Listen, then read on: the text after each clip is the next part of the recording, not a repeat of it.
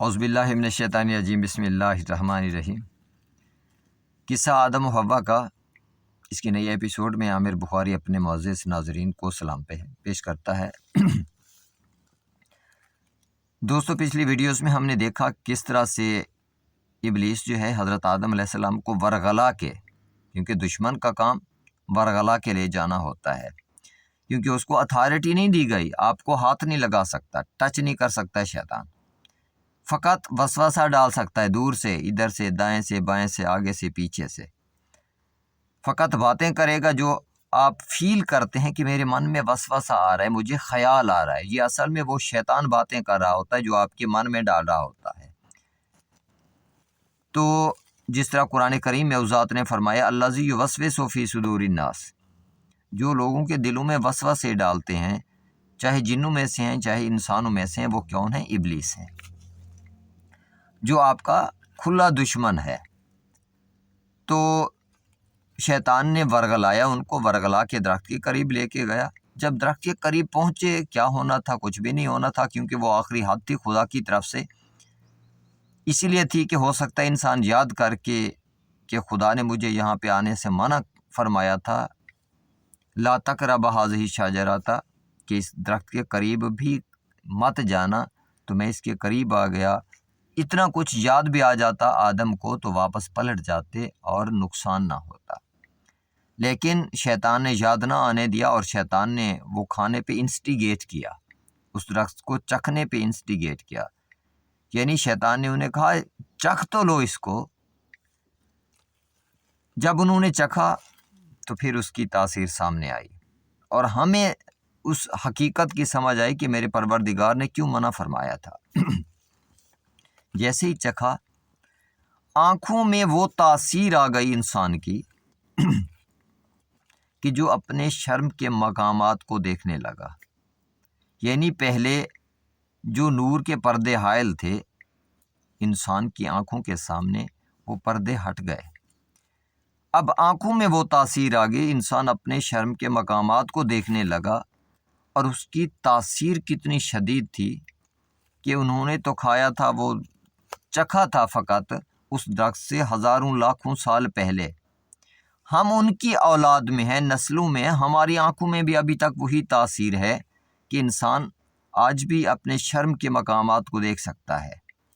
اسی وجہ سے اس ذات نے پھر انسان کے اس گناہ کے نتیجے میں اس کی بخشش کے حوالے سے انسان کو لباس عطا کیا ہے۔ اس کے بعد جیسے ہی شرم کے مقامات ان پہ نمایاں ہوئے تو رونے لگے، اے ہمارے پالنے والے، ہم سے گناہ ہو گیا، غلطی ہو گئی، اگر تو ہمیں معاف نہیں فرمائے گا تو ہم خسارہ پانے والوں میں سے ہو جائیں گے۔ اس کا مطلب انسان کانشیس تھا، اپنے خسارے کا اس کو خوف تھا کہ میں خسارہ پانے والوں میں سے نہ رہوں۔ اس کے ساتھ ساتھ شرم و حیا اس نے محسوس کی، شرم و حیا کی بنیاد پہ رونے لگا، شرم آئی تو درختوں کے پتے، جنت کے جو درخت تھے ان کے پتے اپنے جسم پہ لپیٹنے لگا۔ جب اپنے جسم پہ پتے لپیٹنے لگا تو پھر پروردگار نے اس سے خطاب کیا کہ اے آدم، کیا میں نے تجھے منع نہیں کیا تھا کہ اس درخت کے قریب مت جانا؟ نمبر 2، دوسری اہم چیز اس ذات نے کیا بتائی کہ کیا میں نے تجھے بتایا نہیں تھا کہ یہ شیطان تمہارا کھلا دشمن ہے؟ تو یہ ورڈنگ ہمارے لیے سبق ہے۔ نمبر 1، جس چیز سے خدا منع کر دیتے ہیں، اللہ تعالیٰ منع فرما دیں تو اس چیز کے قریب مت جانا۔ دوسری چیز، اپنے دشمن کی کسی بات پہ انسٹیگیٹ مت ہونا۔ اپنے دشمن کی پہچان ضروری ہے، اور دشمن کی پہچان کیسے ہوتی ہے؟ ڈائریکٹ آپ خدا کی احکامات کی طرف راغب رہیں گے تو آپ کو دشمن کا پتہ چلے گا، کیونکہ جب حضرت آدم علیہ السلام کو انسٹیگیٹ کر رہا تھا شیطان کہ اس درخت کے قریب جاؤ، اس میں سے کھا لو، اگر انہیں یاد رہتا کہ میرے رب نے مجھے منع فرمایا ہے اس درخت کے قریب جانے سے، تو حضرت آدم علیہ السلام نہ جاتے اور فوراً سمجھ جاتے کہ یہ ابلیس جو ہے یہ مجھے میرے خدا کے حکم کے اگینسٹ لے جانے کی کوشش کر رہا ہے، آنکھیں کھل جاتی، اس درخت کے قریب نہ جاتے اور یہ شرمندگی نہ اٹھانا پڑتی، ساری زندگی روتے نہ گزرتی، جنت جیسے اعلیٰ ترین مقام سے اٹھا کے ان کو زمین جیسے ایک مکس کلچر میں نہ پھینک دیا جاتا، جہاں پہ تکلیفیں بھی ہیں، دکھ بھی ہیں، درد بھی ہے، اذیت بھی ہے، رونا بھی ہے، سب کچھ ہے، اور پازیٹیوٹی کی جھلک بھی ہے۔ یعنی زمین وہ مقام ہے جس میں جنت و جہنم دونوں کا ایک مکس کلچر آپ کو ملتا ہے۔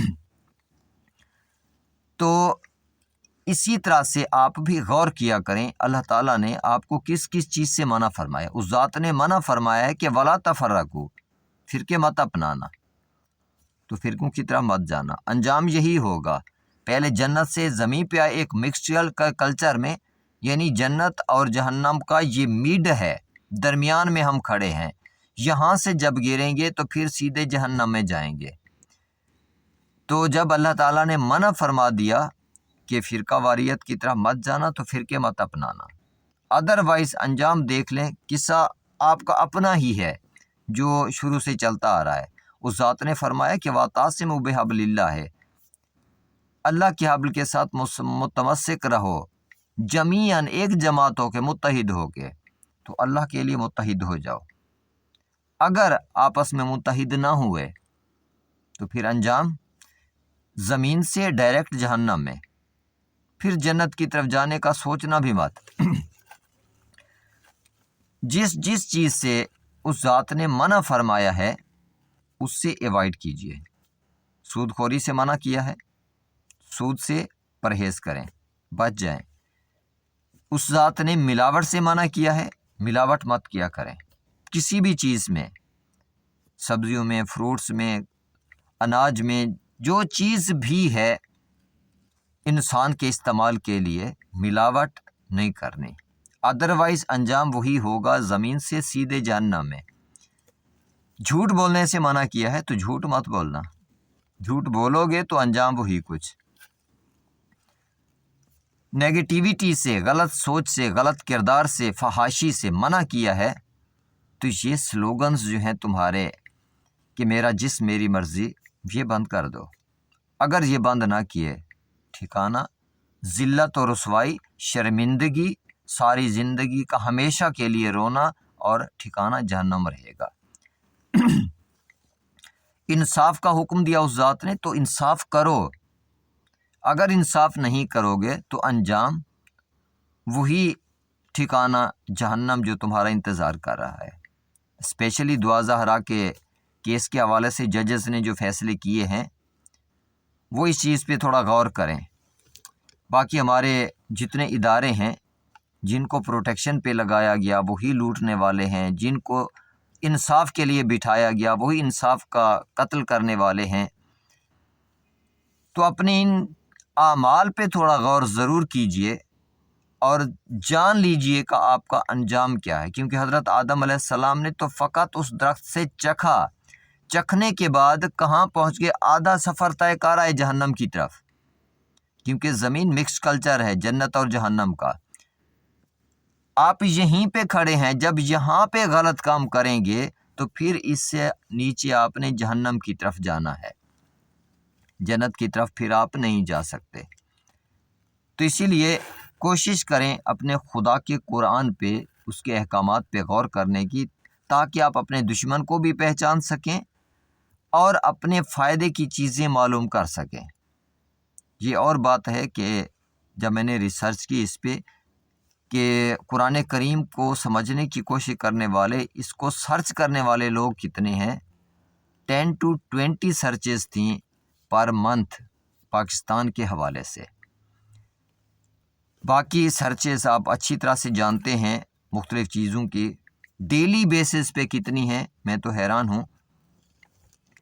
تو بہرحال میرا کام ہے اللہ تعالیٰ کے پاک کلام کو آپ تک پہنچانا، آپ کی خیر خواہی مجھے عزیز ہے، خدا کا پیغام پہنچانا مجھے عزیز ہے۔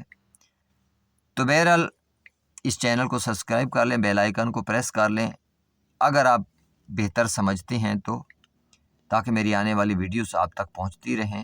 دعا گو ہوں آپ اللہ تعالیٰ کی امان میں رہیں، اس دنیا میں بھی اور آخرت میں بھی۔ اللہ حافظ.